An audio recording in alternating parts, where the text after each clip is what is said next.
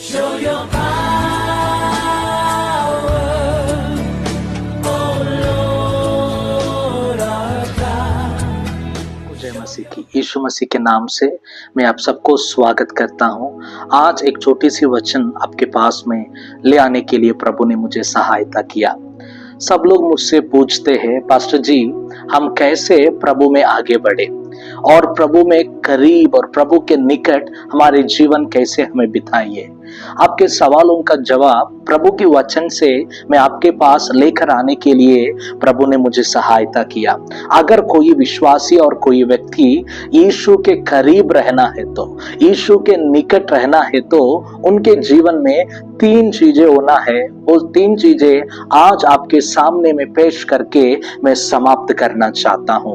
प्रभु की वचन कहता है कि अगर कोई पूरे मन से और सच्चाई से प्रभु से पुकारता है, उनके साथ प्रभु निकट रहता है। अगर आप प्रभु के करीब रहना चाहते हो और प्रभु आपके करीब और निकट रहना है तो हमारे जीवन में प्रभु को पुकारने का अनुभव हमारे जीवन में होना जरूरी है। प्रभु को पुकारना मतलब प्रभु से प्रार्थना करना। अगर आपके पूरे दिन में प्रभु का उपस्थिति आपके साथ रहना है तो, और आपके हर एक काम में प्रभु की मदद और सहायता आप देखना चाहे तो आपके जीवन में प्रार्थना जरूरी है। जो व्यक्ति प्रार्थना करता है, जो व्यक्ति प्रभु से मांगता है, उनके साथ प्रभु का उपस्थिति हमेशा रहता है।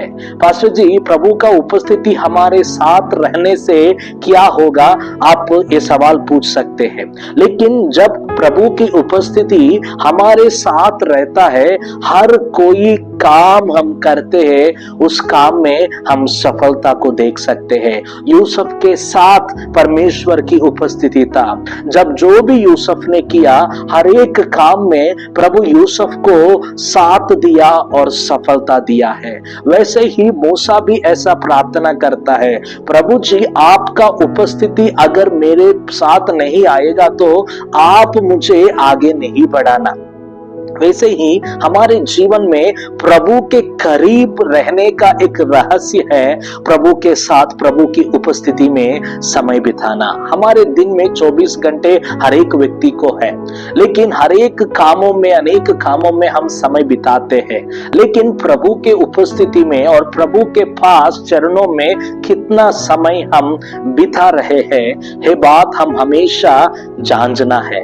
अगर आप प्रभु के करीब रहना चाहे तो आज एक निर्णय लीजिएगा, ताकि मैं प्रभु के उपस्थिति में बैठता हूं और प्रभु के साथ मैं समय बिता के प्रभु के उपस्थिति में प्रार्थना के द्वारा मैं प्रभु के निकट जाना चाहता हूं।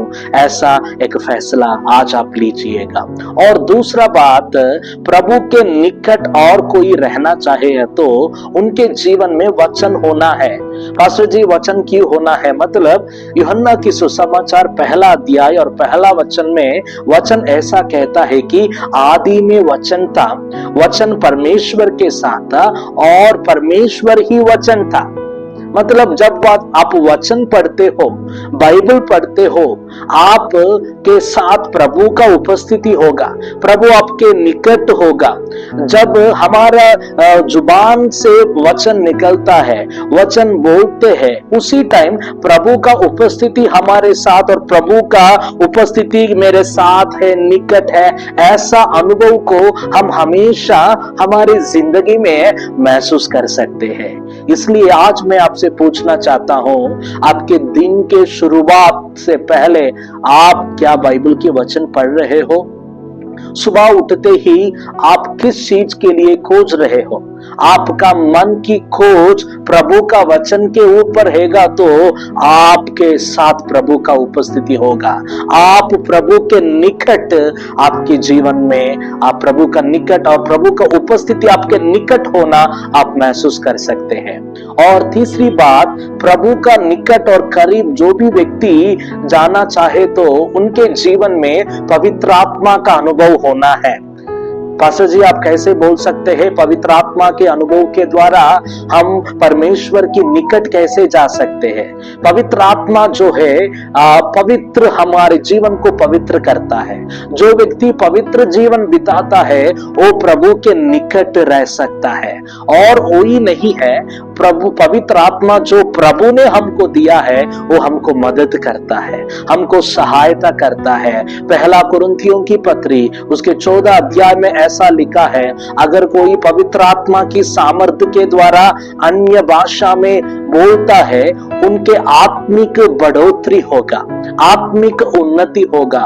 उन्होंने उनके जीवन में आत्मिक जीवन में मजबूत से रह सकता है। वैसे ही हमारे जीवन में आप प्रभु के करीब रहना चाहेगा तो आपके जीवन में पवित्र आत्मा का अनुभव होना है। ये 3 चीजें प्रार्थना करने के द्वारा और वचन पढ़ने से द्वारा, पवित्र आत्मा के अनुभव के द्वारा हम प्रभु के निकट रह सकते हैं और प्रभु का उपस्थिति हमारे जीवन में हमेशा हम महसूस कर सकते हैं। इन्हीं वचनों के द्वारा प्रभु आपको आशीष करे। जय मसीह की।